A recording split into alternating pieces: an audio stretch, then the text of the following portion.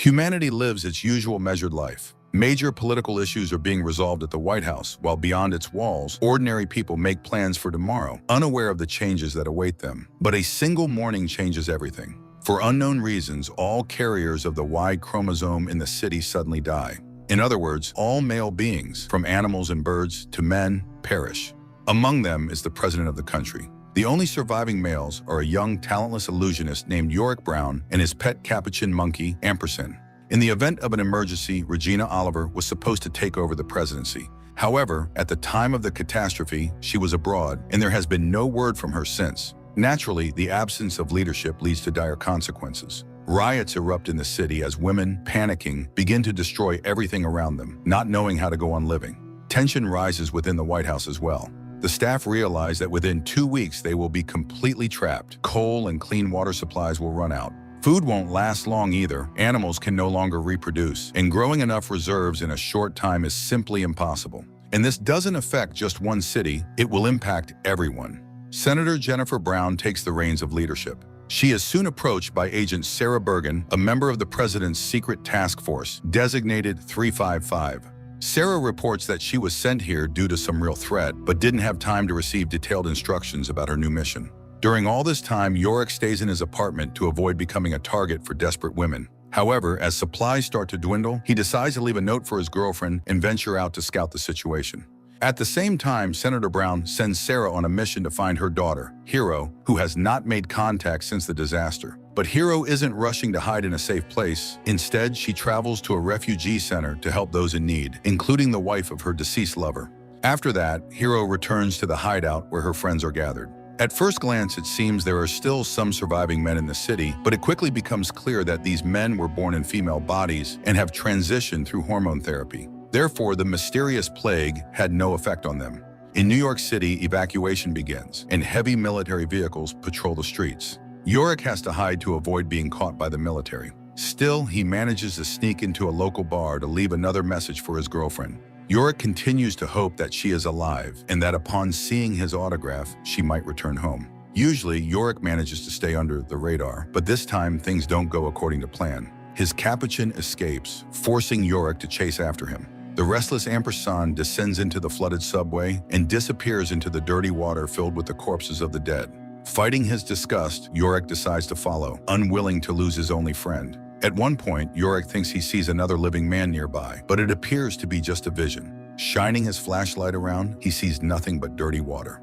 After climbing out of the water, Yorick sneaks into a clothing store to change. However, he fails to stay hidden. The shopkeepers spot the naked visitor and freeze in shock. One of the women suggests capturing the guy and handing him over to the authorities for a nice reward, but ultimately, taking pity on him, they let Yorick go, giving him a set of clean clothes. The stress Yorick has endured nearly drives him insane. Looking through the videos on his phone, he recalls the day Ampersand came into his life, and hearing his friend's voice, the little monkey emerges from his hiding spot.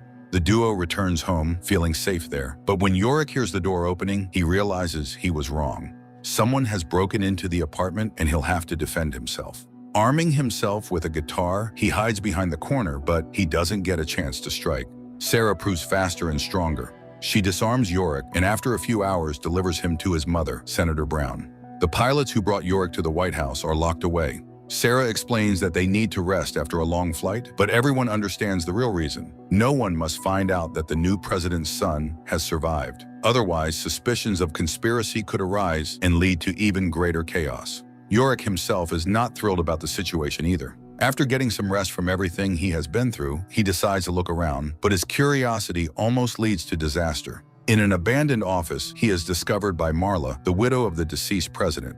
Jennifer and Sarah arrive just in time and manage to make it seem like Marla is suffering from a mental breakdown. Meanwhile, Yorick manages to hide, but the threat hanging over the conspirators grows, and Sarah insists that the boy must be taken out of the White House. The late president's daughter tries to find out exactly what her mother saw that night. Jennifer assures the girl that it was nothing but a hallucination, but Kimberly suspects that President Brown is lying to her. Jennifer Brown instructs her aides to find a geneticist who can examine Yorick and figure out what happened on the planet and why he and the Capuchin survived. The president plans to bring specialists to the White House, but Sarah remains firm. It's too dangerous, and they must get Yorick out of the city. The agent is ready to take on this risky mission, but it must be done as quickly as possible. Meanwhile, in Israel, a wounded woman regains consciousness. Upon learning that all the men on Earth have died, she declares that she must now claim the presidency of the United States. Nora Brady, a former presidential advisor, is forced to wander with her young daughter, Mackenzie. Having lost her husband and sons and left without any means to survive, Nora struggles to pull herself together, but ultimately decides to fight to save herself and her daughter. News reaches the White House that Regina Oliver, the main candidate for the presidency, is alive. This leads to a split among the staff. One part remains loyal to Jennifer Brown, while the other sides with Regina Oliver and Kimberly, the president's daughter. Given the situation, Jennifer has no choice but to agree with Sarah and allow her son to be moved to a safer location.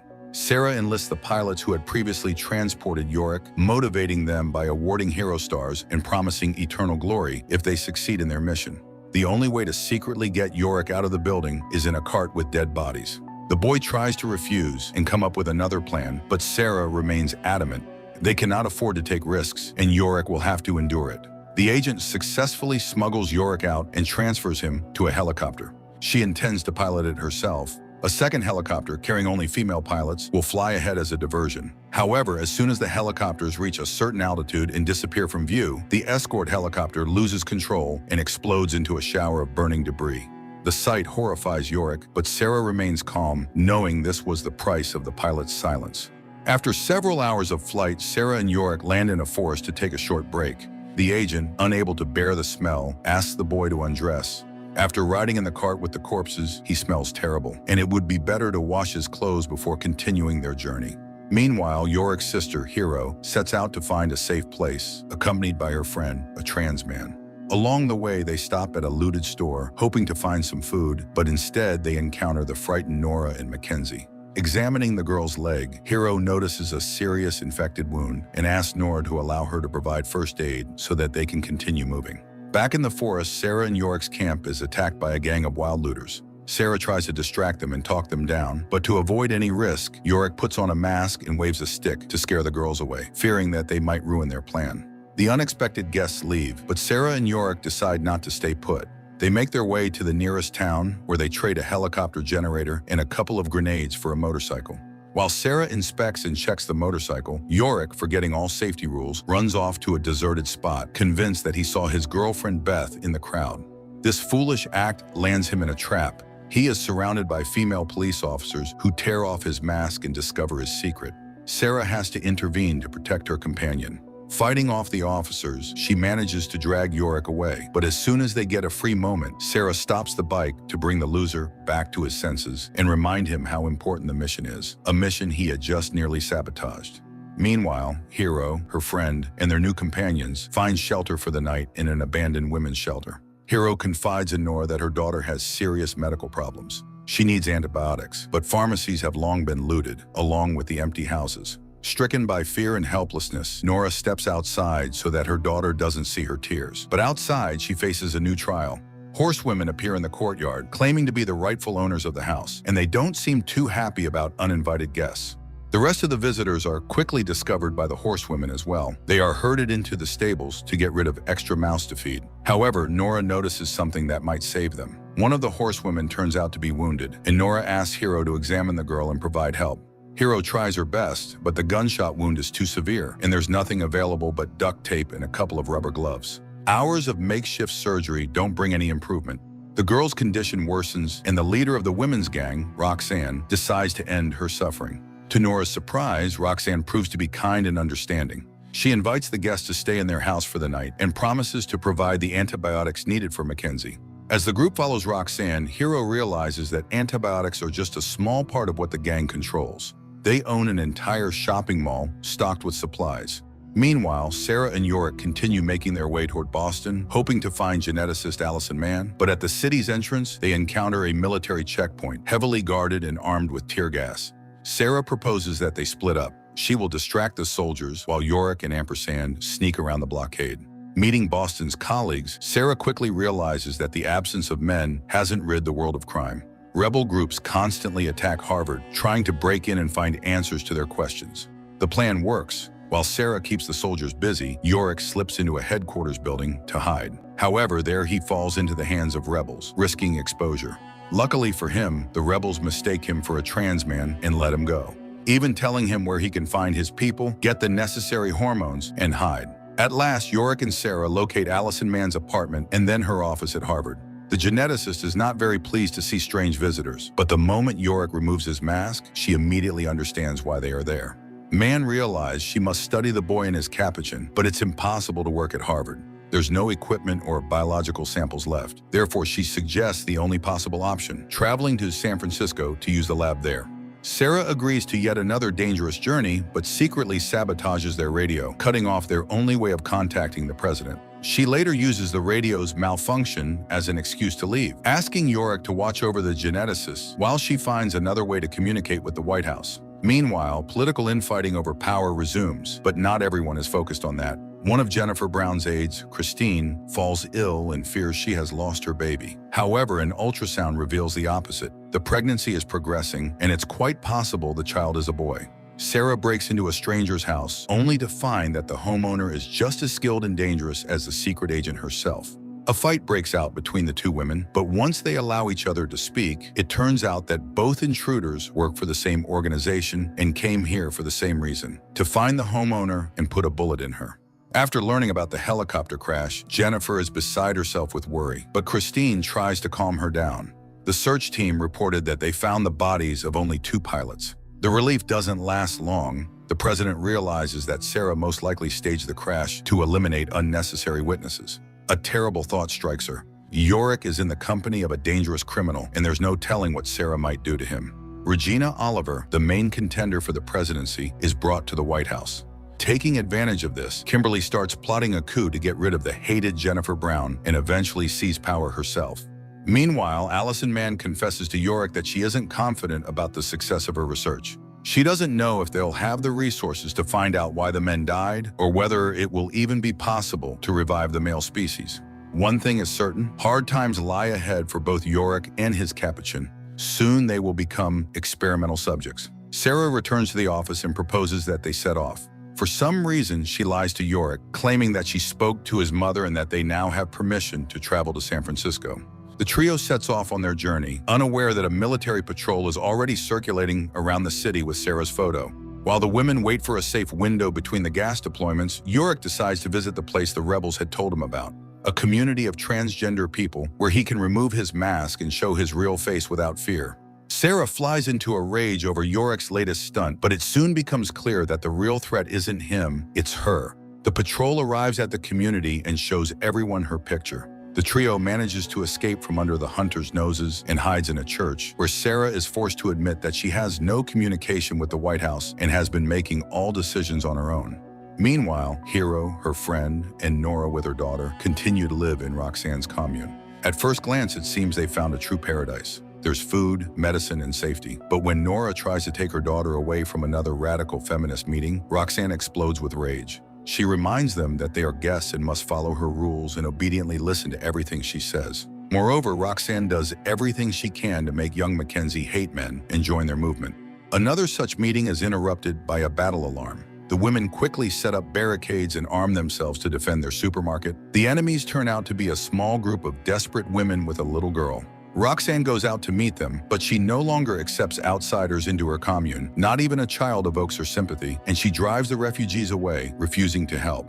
Meanwhile, Allison finds a flyer among Sarah's things. It's a wanted notice for the agent. She suggests that Yorick should run away to avoid being endangered by Sarah, but the boy refuses to betray his friend, even though he knows she is hiding something from them. That evening, Roxanne gathers her commune for some kind of celebratory event. At the beginning of the ceremony, she tells the crowd about Laura, one of the members of the movement, which Roxanne proudly calls the Amazons. At first, everything seems innocent, but as the celebration progresses, Hero and her companions begin to sense that something very strange is happening.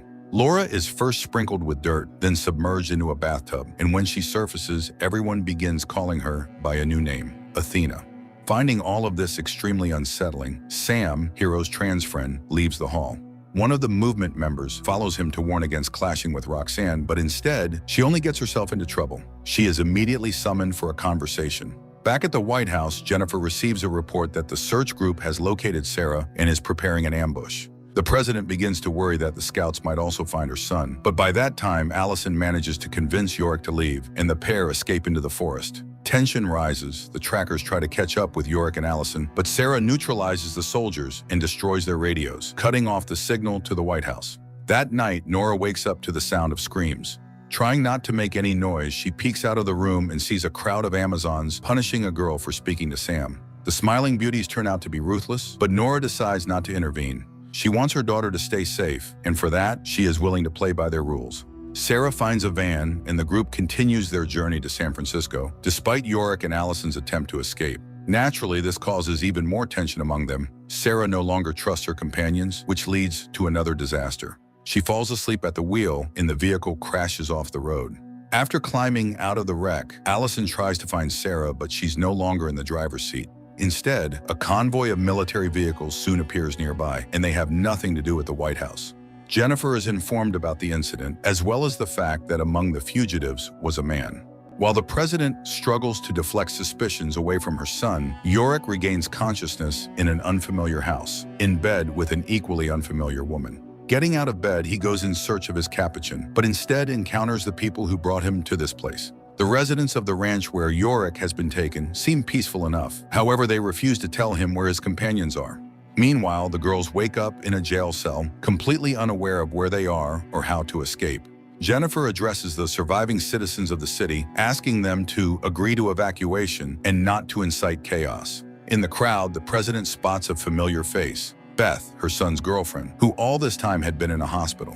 While Jennifer talks to Beth, Kimberly continues to secretly persuade Regina to overthrow the usurper and take her place. Despite the friendly atmosphere, Yorick isn't set free. On the contrary, he is thrown into a cell with the girls so the community can decide what to do with the prisoners. Meanwhile, more grim news arrives. A new strain of flu has been discovered in Greece. Jennifer immediately dives into addressing this new crisis, but is also faced with another. Marla shows up at the command center, demanding to know if the rumors about Yorick are true. The waiting inside the cell becomes unbearable, and tensions flare up again. Yorick and Sarah end up fighting, but the argument quickly ends when the heavy door creaks open and a woman from the settlement appears. She informs the prisoners that a decision has been made. They will be allowed to stay until Sarah recovers. After that, they'll be escorted out of the city so they can continue their journey to San Francisco. The ranch residents provide Sam with a separate bedroom.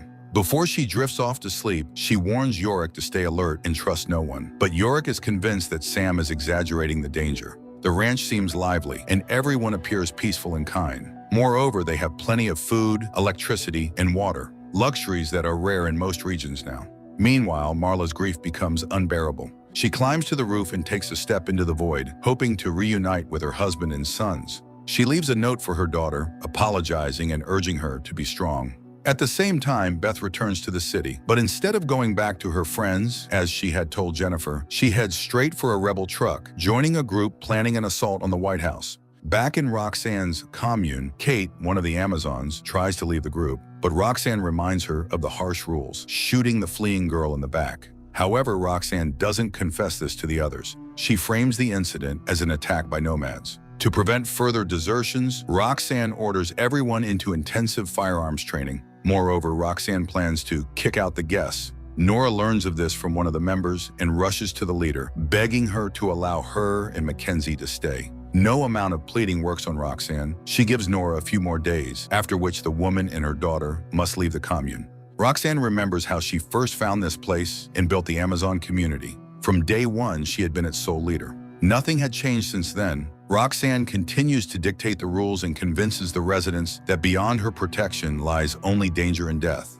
Every day, she holds meetings where the women are required to recall the worst deeds of men and reinforce the idea that Roxanne is their only source of safety. Sam is banned from these gatherings and begins preparing to leave, planning to occupy the guest houses by the lake and start his own community. But Hero has already started falling under Roxanne's influence. She's no longer sure she wants to leave. Roxanne witnesses an emotional argument between Hero and Sam. Seizing the opportunity, she manipulates Hero again, convincing her that even a not-real man shouldn't speak to her like that. In the end, the friends part ways, and that night, Roxanne drives Sam out, allowing him to take a little food with him. The next morning, Roxanne doesn't tell Hero that she was the one who let Sam go. Instead, she does everything to comfort the girl, even organizing a farewell celebration in honor of saying goodbye to all things male. The festival ends with a noisy and cheerful party enjoyed by everyone except Nora. Nora never manages to fit in with the group, and to get her revenge, she sets fire to the shopping mall while everyone sleeps. The Amazons manage to survive, but their supplies are destroyed. Nora hides her satisfaction behind a mask of sorrow, blending into the grieving crowd. Pleased with her actions, Nora prepares for a night escape. She heads into the forest to check her supplies, but instead finds a police car by the river, filled with bodies.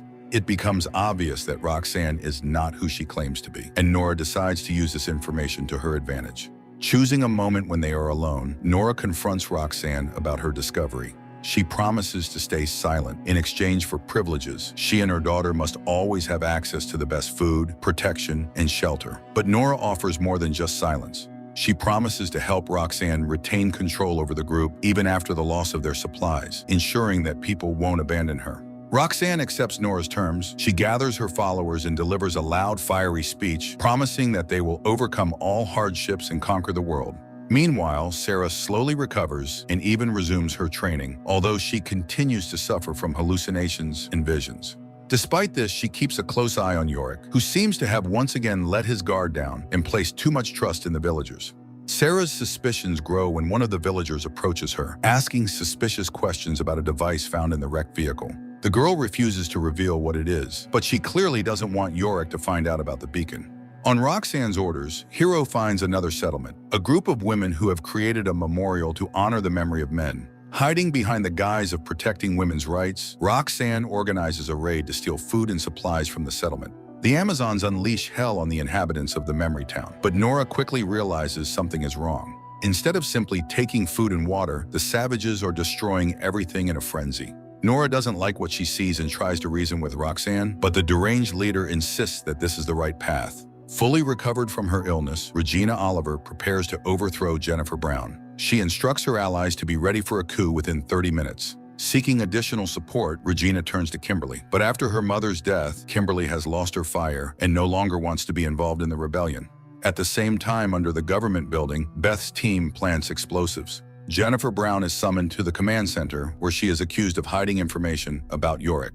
To protect her pregnant aide, Jennifer is forced to confess, admitting that her son survived. She also reveals that he was sent to a geneticist in the hope of saving humanity, although no one knows if he has reached his destination. Even those who had supported Jennifer the day before now side with Regina. They demand that the liar step down and hand over power to the true president. But the discussion is interrupted. An explosion rocks the building, and it becomes clear that intruders have broken in. The rebels, led by Beth, storm the building. Making their way through the underground tunnels, they clash with the politicians, and the president's security service is forced to lay down their arms and surrender. Jennifer recognizes Beth despite her balaclava, but the girl manages to signal her to stay silent and not expose her. Regina's desire to be president vanishes the moment danger appears. Thus, Jennifer Brown has to take responsibility and negotiate with the rebels, responding to their demands. The rebels move the hostages out of the control center, hoping to leave the building with them without encountering the feral townspeople. At that moment, Regina begins to assert that she is the rightful president and everyone must obey her. In a fit of rage, she accuses everyone of betrayal, attempts to expose her former allies, including Kimberly, and, as the final blow, announces that Jennifer Brown's son is alive. One of the rebels silences the hysterical woman with a bullet to the forehead, but the damage is already done. Her words have been spoken, and most importantly, the rebels' plans are now thrown into chaos. Meanwhile, Yorick's prolonged stay at the settlement leads to trouble. The women, starved for male attention, begin hunting him, hoping to spend time with the last surviving man. Taking advantage of the moment when Yorick is distracted and Allison is socializing with the locals, Sarah sneaks into the forest to destroy the beacon that had been transmitting her location all this time. The rebels fail to evacuate the hostages in time. A second rival faction releases tear gas through the ventilation system. Gunfire erupts in the hallways, people scatter in panic, and those who don't escape in time fall dead to the floor. Beth secretly removes Jennifer's handcuffs and tries to lead her away. The president doesn't have time to save her pregnant aide, but Kristen is not left alone. Kimberly stands up for her. Through the underground parking lot, the girls manage to reach an exit. At the memory town, among personal belongings, Roxanne finds a notebook listing the names of all surviving men. Now the leader has a new goal: to hunt down and destroy them all, to free the planet. The Amazons decide to start with the young man they had already seen once, the one now living in the nearby village. Nora shows Roxanne his portrait. It's none other than Yorick Brown. Beth gives Jennifer her uniform. Before they part ways, Jennifer tells the girl that Regina's words were true. Yorick is alive. Roxanne and Nora set out to find the village where they believe the surviving man is hiding. But sensing danger, Sarah urges her companions to leave quickly. The news of their imminent departure doesn't please Yorick, but he's not ready to argue with the agent. However, it's unlikely they'll disappear in time. Roxanne has already located the estate and is preparing her squad to attack within a few hours. During a meeting, two nomads burst into Roxanne's camp. From them, Hero learns about the president's death. Not knowing that the title of president didn't belong to her mother, Hero assumes it was her who died. In reality, Jennifer is still alive. Having mourned her daughter, she prepares to flee with Beth. The president can no longer stay in the city, where a hunt has already begun for her. That night, Sam sneaks into Jennifer's house. The woman immediately recognizes her daughter's friend, and together they attempt to escape, but the house is surrounded. Kristen and Kimberly find refuge in an abandoned barn. Waking up early in the morning, Kimberly tells her friend that she knows how they can all be saved. They need Yorick to continue the human race, and Yorick, it seems, agrees. That night, he sleeps with one of the village women who had long set her sights on him. Their idyll is shattered when the Amazons, led by the crazed Roxanne, storm the village streets, demanding that the man be handed over. Sarah jolts awake at the sound of gunfire. She orders Yorick's new girlfriend to get him out of the house while she stays behind to repel the attack. Realizing they are heavily outnumbered, Sarah steps outside with her hands raised, pretending to be frightened of the intruders. She brings out the local trans man, passing him off as the real survivor. A serious firefight breaks out on the main street. The sounds of gunfire distract Sarah's convoy, and she uses the moment to disarm her enemies and escape. Even little Mackenzie joins the fight, trying to prove to Roxanne that she deserves her place in the commune. Meanwhile, Hero catches up with the group of escapees. She fires at them until Yorick turns around. Recognizing her brother, Hero freezes, but Yorick's girlfriend, unaware of the family connection, shoots Hero. Wounded, Hero manages to tell her brother about their mother's death and warns him that the Amazons intend to destroy him. She urges Yorick to flee and, to buy him time, eliminates one of her own sisters in arms. The firefight in the city rages on. But unexpectedly, Nora raises her hands and steps into the center, declaring their surrender. This sends Roxanne into a frenzy, but no one cares anymore. Hero tells Nora that Yorick is alive. This gives the women new strength, and upon returning to their camp, Nora decides to depose Roxanne and open the girl's eyes to the truth. But words alone don't work. Roxanne continues to provoke Nora until Nora shoots her in the chest. The Amazons, stunned, raise their weapons, but Nora quickly finds comforting words for them. Hero steps forward to stand at Nora's side, and from that moment on, the community has a new leader. Sarah walks several kilometers and finally finds Yorick and Allison. The boy is devastated. He feels like he has lost everyone he loved and no longer has a reason to live. Listening to her friend, Sarah confides that she understands him better than he thinks. She lost her parents in childhood too. Sarah then tells Yorick that if he wants, he can walk away. She had been following Jennifer's orders, and now that Jennifer is presumed dead, their agreement is technically void. But Yorick refuses. He asks Sarah to become his trainer so he can stop being a burden and learn to protect himself. Meanwhile, Jennifer, Beth, and Sam find themselves locked in an empty room under surveillance cameras. They don't know it yet, but they have been captured by Sarah's former superior from the Secret Service. Following the signal from the beacon, Sarah leads her friends to a fueled vehicle. Besides gasoline, the car contains everything needed for scientific research and a map with a marked route. Where does it lead? For now, that will remain a mystery.